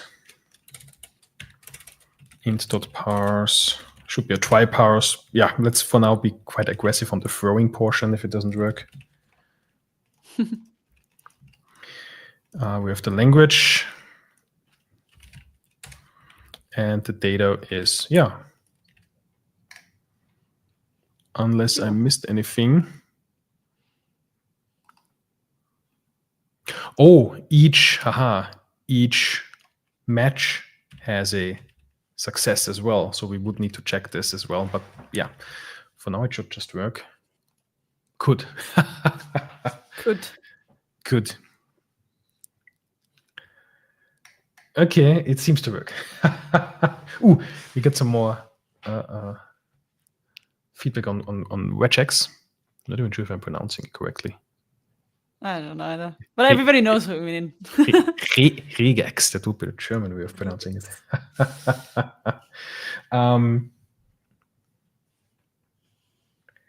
It's in every flavor of regex. All those names are, and I'm looking for the string Roslyn. So that's compared to the so in parentheses. Yeah. Always capture groups. But you can give them names so that we can actually address them by name. We could also, I guess, if we didn't give them a name, we could address them by index, I suppose. And yeah, parentheses capture groups are default in regex. Oh yes, there was actually more coming up. To clarify, the question mark is the naming. You're just pointing to something else before. I was just pointing. Yeah. Oh, was I? Yeah, you were pointing at the, I think at Roslyn, the word. Yes, I was. Yes, now I get it. Okay, so here we need those. So in parentheses with a question mark and angle brackets now is a name of a capture group. Okay, cool. And Cool. well, this works. So we can actually turn this into a source-generated regex. Yes, please. Okay. Which is now, so we now actually have a source generator in our library in place, which is generating this regular expression. And we can take a look at this. Yeah, so there's the pattern and how it does the matches. There we have, okay, something with capture starting. Yeah, there's the regex code. We could debug it if we want to. Yeah, actually, I think it's a good idea we did this with regex and not wrote it out. So, Yeah. I agree. and the cool thing about this, I mean, what we did earlier is we set the compiled flag for this regex. Well, the thing is, if we don't have a compiled regex, if we just have a regular regex and always do matches, that means that it is using the interpreted version of regex, which is not super fast. If we want to get the super fast version, we would need to compile it. But this would mean the first time that the regex is executed, it is first compiled, which is actually at runtime emitting new IL code via something called reflection.emit. It's emitting new IL code, which is representing this regex, which is then just in time compiled into our assembly. And then this just in time compiled version is reused. So the first run would be slower, but every subsequent run would be the fast compiled version of the regex. In order to not have this first compilation step, we are now actually using a source-generated version of this regex. So all of this complexity of generating this code for the regex is now happening at compile time. So we also, with the first execution of the regex, we get a fast version immediately because there is no just-in-time compilation, since we shifted this complexity from runtime doing JIT time to ahead of time doing build time. And yeah, we don't need the compiled flag. That doesn't make sense for a generated regex because it's kind of compiled already. We ignore case and our culture invariant. And I think this can also now, since we are .NET 10, this can also be a property. How do we call this? Roslyn component regex. I think this should be a property. Yeah. Because with .NET, I always forget, is it .NET 9 or .NET 10 when this was added? Or C# 13 or no, C# 13 added partial properties. Or was it C# 14? I'm mixing it up. No, C# 14 added partial constructors. C# 13 added partial properties so that we can now actually also have this as a partial property. Previously, it was only partial methods, so that the regex generator for earlier versions was only working with partial methods. But now, newer language version, we can also support partial properties. So, long story short, I should have done a rename. Oops. Regex. Cool. And I think we still need to, because this may fail.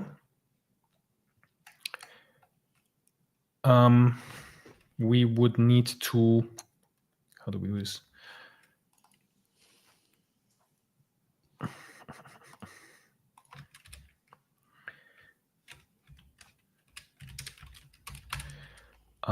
Because either of those matches could fail. Success, both of them need to be successful so that we can extract the version.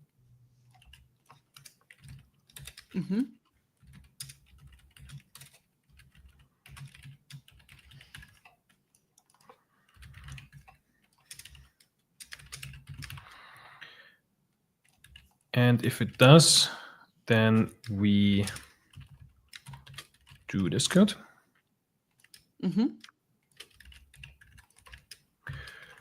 And what's bad in here? Converting initial null to default. Oh, nullable, yes. It's a value type.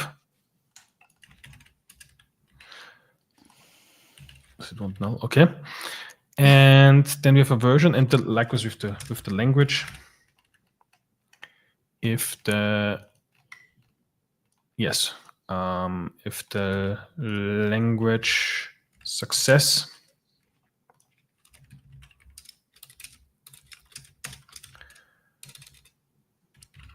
then we set the language.value. And I guess this could now work for pretty much any NuGet package. Maybe. Let's find out.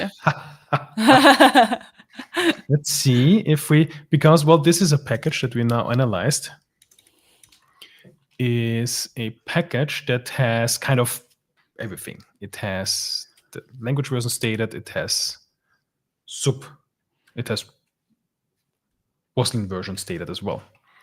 If we take a look at kind of generators that we produced in an earlier stream, I think we don't have Roslyn version there. No. Yeah, we only have CS. And that's also pre-release something. So if we jump into our code, actually what happens when the package isn't found? So if we say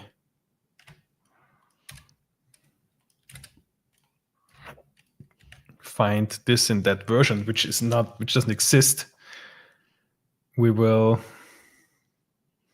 Oh yeah. Package was not copied. Okay. Cool. That's also, I guess we would need a bit better error handling there. But the version should we do a to-do or something? Yes, definitely.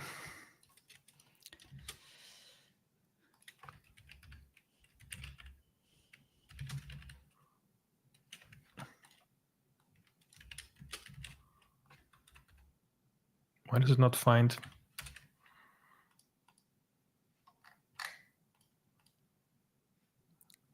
Not sure why the find is not working as I would expect it. Let's navigate there.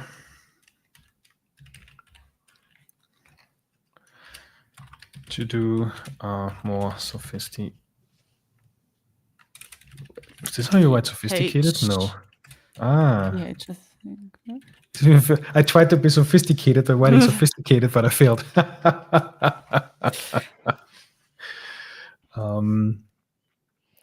And the NuGet version, this is actually 0.1, and it's also a pre-release. So I suppose there is an overload that takes a string.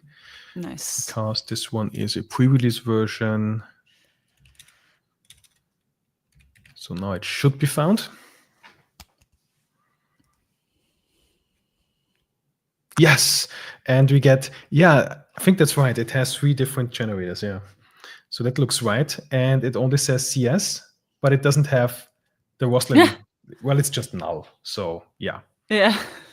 Cool. That, I guess, in our output, we would need to be more covering the cases better, but that works. And of course, I also want to try Sentry. Let's go. This should find a generator for now. I hope. Oh. And there it is. Yes. And we also do the versioning. And that looks good as well. Amazing. Cool. So Inspector Roslyn inspects NuGet. He or she? They do indeed.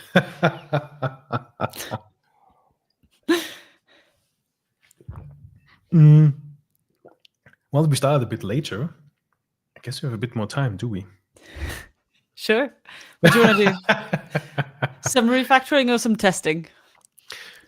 Ooh, let's do testing because a test enables refactoring. Yes. Correct. or enables safe refactoring. Okay, although now I'm not sure if we can do this in time, but let's see. Maybe a basic test. Well, I mean, we could go ahead. Yeah. Let's do a hacky basic test. A hacky basic and the test. sophisticated test later. Exactly. And then maybe we just ask AI to say, make this more sophisticated. Please and thank you. No, we don't say please and thank you, right? We say weda.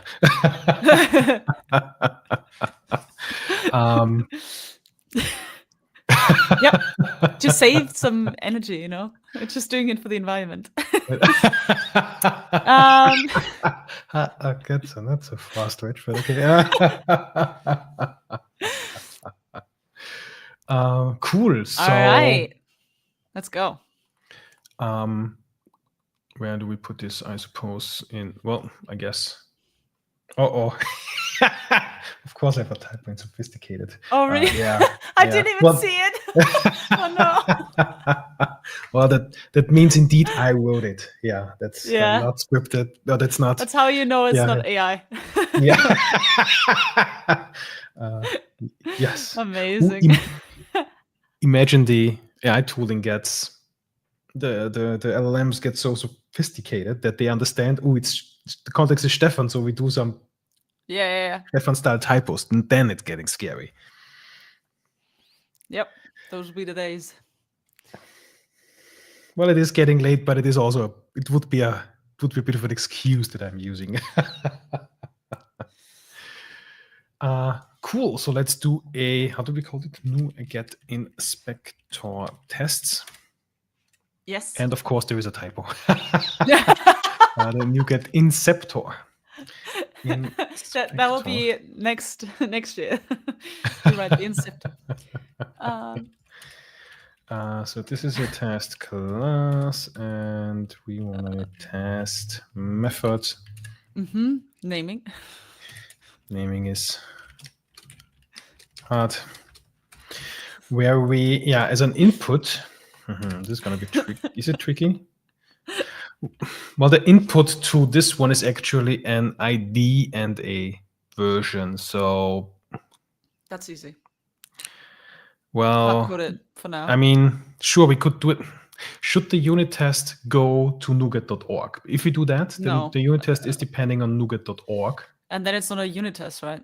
Then it's not really quite a yes. So I mean, you can write that test as well, but yeah. Unit test should not really have any. This would be an, So, but just from this interface, we can't really. So maybe we need another. So maybe we need a functional test or something.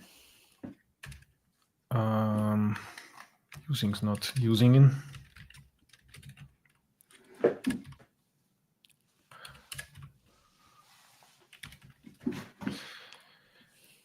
Yes. So maybe we do. So this would be definitely candidate for an integration test. I suppose the portion where we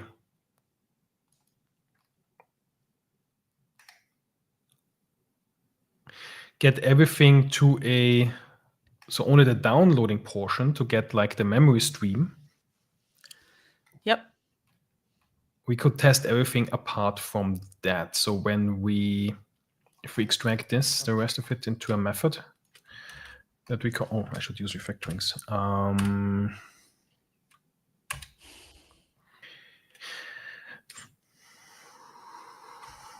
Inspect Roslyn Components.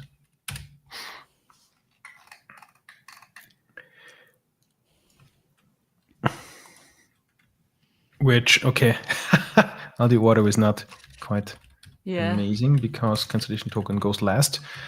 And we shouldn't have this builder as an argument either. It should be a part of this function. And cancellation tokens are always usually always optional. For us now to manufacture a memory stream that is a zip archive in that structure that we expect. Mm-hmm. Do you want to take a shot at this? Absolutely not. Absolutely But I will not. anyways. Yeah. So we need to have a stream as an input eventually. What did I forget? Okay. Oh, that's the wrong. Sorry. Inspect. What did we call it? Inspect. Oh, did it make it private? I suppose. Yes. And then we have some output to assert. Of course. Ooh, yes. Cool. So we need to create a zip archive ourselves. Maybe we can explore the constructors of zip archive. Can we just, because zip archive. Zip, yes. Didn't it have like create async? Perfect. It has an. Easy. Ooh. Done. I'm wondering. I hope this doesn't create a. No, it's a zip archive. It's not a zip file. So this should not. Oh yes. Okay, but haha, it takes a stream. Mm-hmm. Mm-hmm. Mm-hmm. And I think this is essentially just. I'm not sure. Is there other overload? Okay. I don't quite understand this overload or this method. Oh wow, there's a lot of docs. Asynchronous initializes and returns an instance of zip archive on the given stream in the specified mode. Yeah, but I'm not sure. I'm wondering if there is if we can just create a zip archive and then add entries to it. Is this even possible? I would be hoping, but that doesn't seem to be like an empty constructor.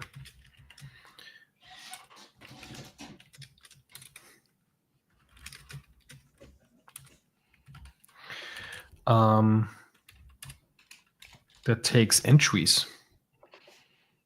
How can we create a zip and in-memory zip archive with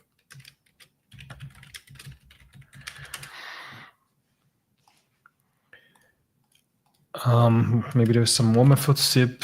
Well, there is a zip archive entry. So I was hoping, oh, maybe we can't even create like an entry. So are this kind of read-only method? Yeah, so the constructor is internal. Ooh, so we can't really. Okay. So I guess we need, oh, maybe this is trickier than I thought. Do we need to create a memory stream? But how can a memory stream like consist of file structures and such? I don't know.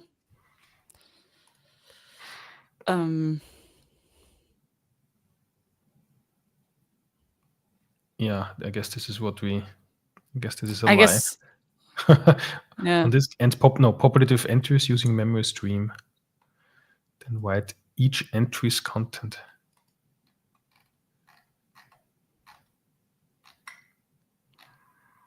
Memory stream. Oh, we just So, oh, it's just the backing. Okay, this is just the backing stream, and we used it just in a reading fashion, but we can also use it to write because. Oh my God, now I get it.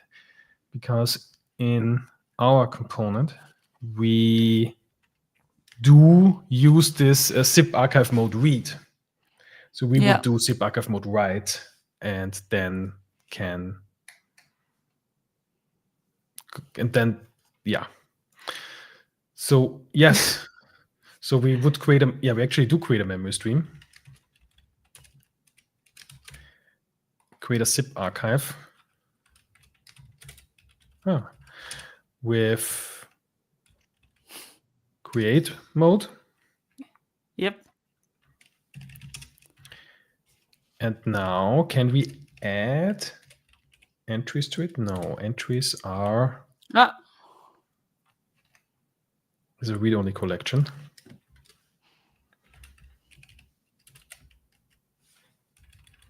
create entry.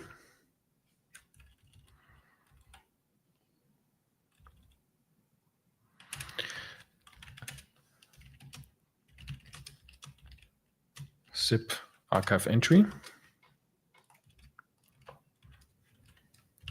And the zip archive entry. Oh no, that's now not creatable. Damn it.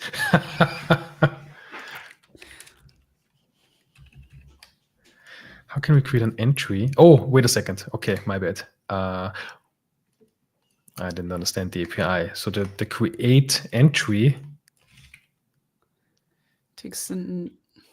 Takes a name, which I suppose will be the path of which we get a SIG up 5 entry returned, which we then should be able to mutate. So we should, create entry with the path. I guess this should be then. What example do we mimic? Do we mimic like the full example of? Yeah, I guess because this is what we test. Yeah, why not? So like analyzer / yes, but with a Roslyn, let's use the latest 5.0. And let's call this Roslyn.component.dll, which is now our entry. And okay, we can set a comment, we can set an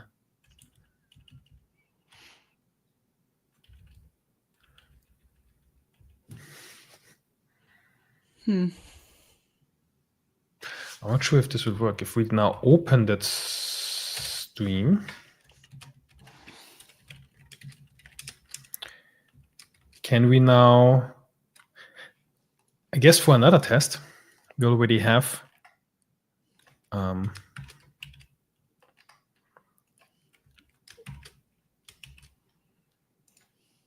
some code. So this would be creating our Roslyn component. And maybe we can now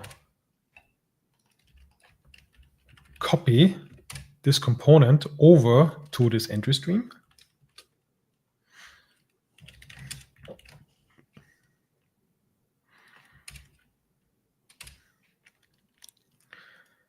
And yeah, we don't, since this is a test, I don't think we need configure await here. So I'll suppress this for now. Oh, wait a second. Oh, yes. Let's suppress this for the class. But there is, yes, just suppressed it. Anyway. And yeah, can we now use that? So we have an entry stream. Do we need to like something save or something? No. Would this then automatically update the archive? And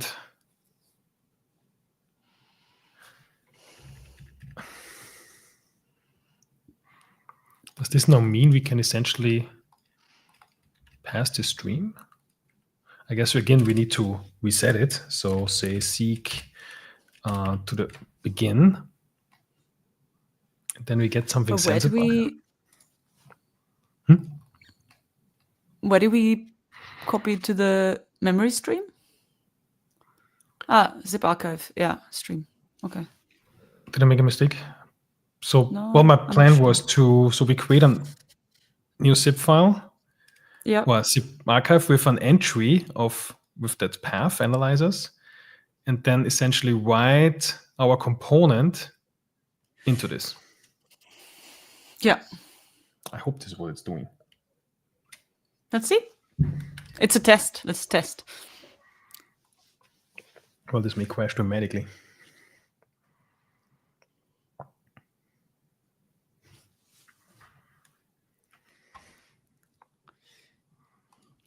I don't believe it. Well, can we already assert? Yeah. Sorry? We're not asserting anything, but it didn't crash dramatically. That's actually good, I think. So the output is, I guess we can assert that Output is not null. Well, it can't be null because it returns an immutable array, and an immutable array is a struct, so this can never be null. But we could assert whether it's not empty. Is there something like is empty, is not empty, which means there is one entry, or at least one entry. Oops, I was running the code, not the test.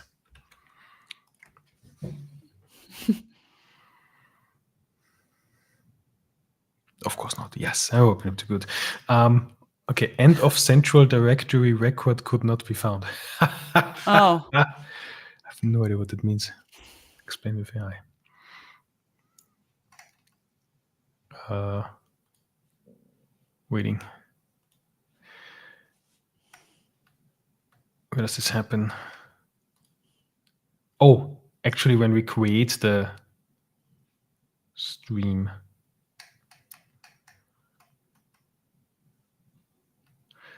So this fails already, creating this. Oh, wait a second. No, wait a second. Wait a second. This is when we call our method. Mm-hmm.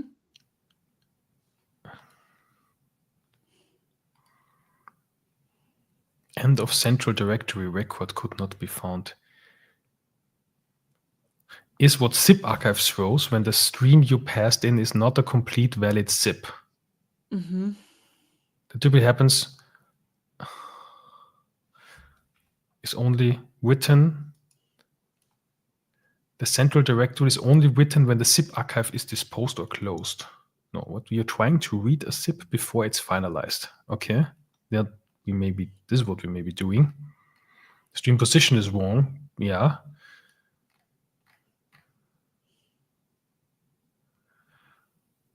Before disposing the zip archive. Oh, okay, so we need to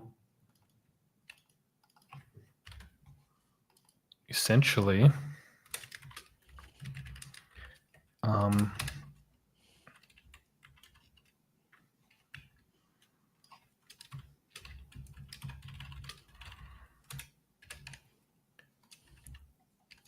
so the zip archive seems to be only the kind of helper structure to fill this memory stream accordingly. Oops, again, run the code, not the test.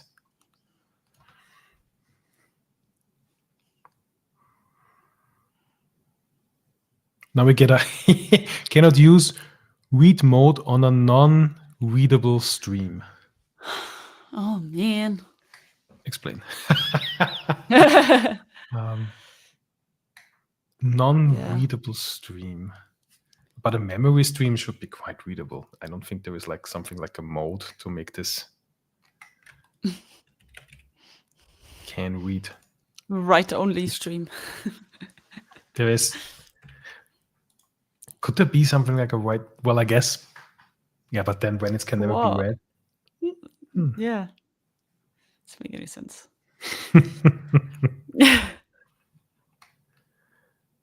Stream, memory stream. Can read is false. Yeah, that's schlecht.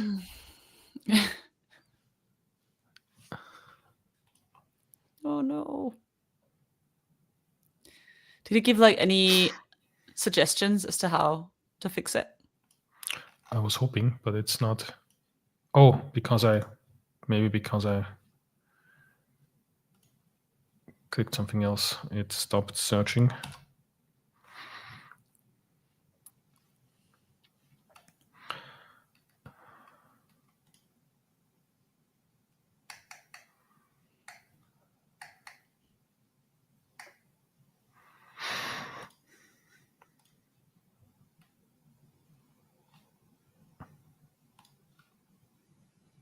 Waiting.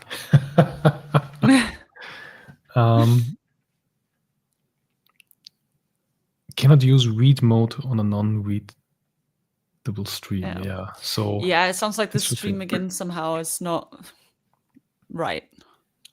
That's why it can't read.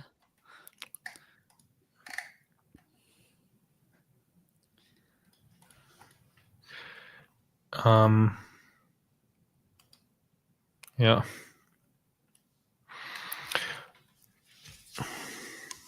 Is shown by zip archive when you construct it in, but provided, yes, in your case, the root cause is over a memory stream using zipmod.create. By default, disposing a zip archive also disposes the underlying stream. Oh, so we need leave open. That's what the leave open is for that we previously ignored.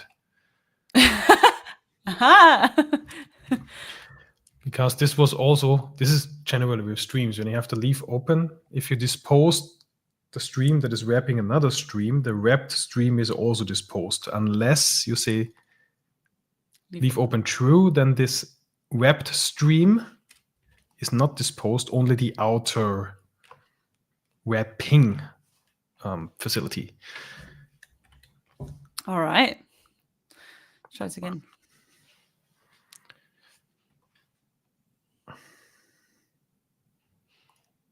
Okay. I guess this one now we have a now the local file header is quite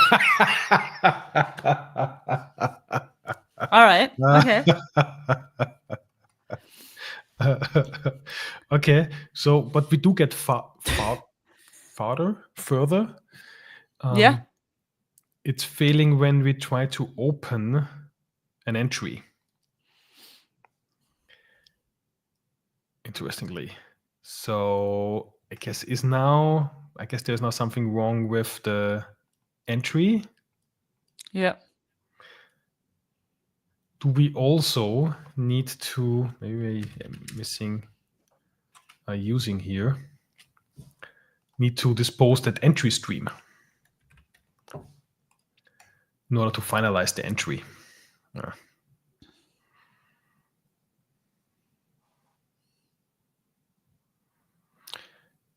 No, the local file header is still corrupt. Corruption. Okay, but one step further.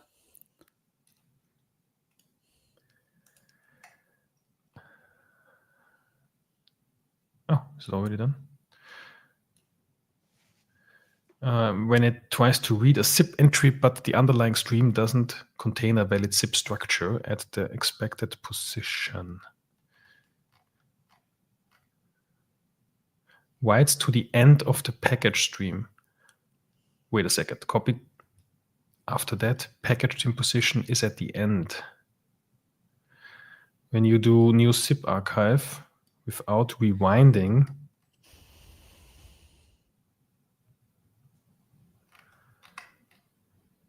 yeah, I'm not sure. I think we do that. In the unit test, the zip isn't finished when you rewind. In naming is hard, you call seek inside a zip central directory is written when the zip archive is disposed. Rewinding before disposal means you may later read an so this is bad. Okay. So the disposal does this already, or do we need to do this afterwards? Oh yeah! Cool. Amazing. So we should now be able to kind of say output on entry. Well, we only have a singular entry. The language.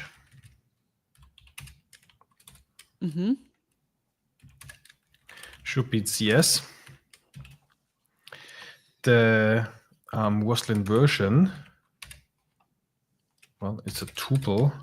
That should be 5 and 0. Yeah, I guess this should be maybe a different type. Tuples aren't that great for this use case. Custom Roslyn version type, which consists of major and minor. And then we should be able to say that the extensions that are included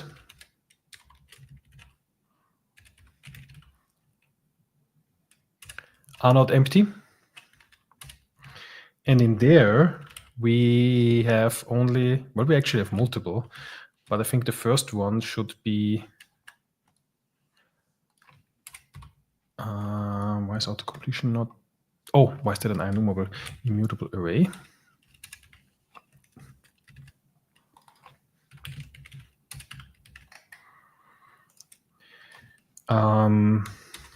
Should be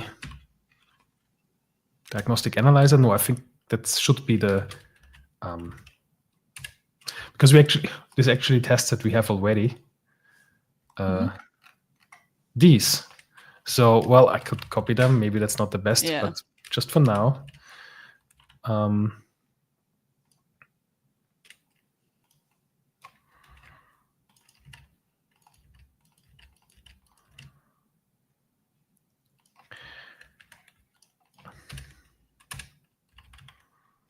This should turn green. I'll make a mistake just to see it failing, because for some reason I want to see the test fail.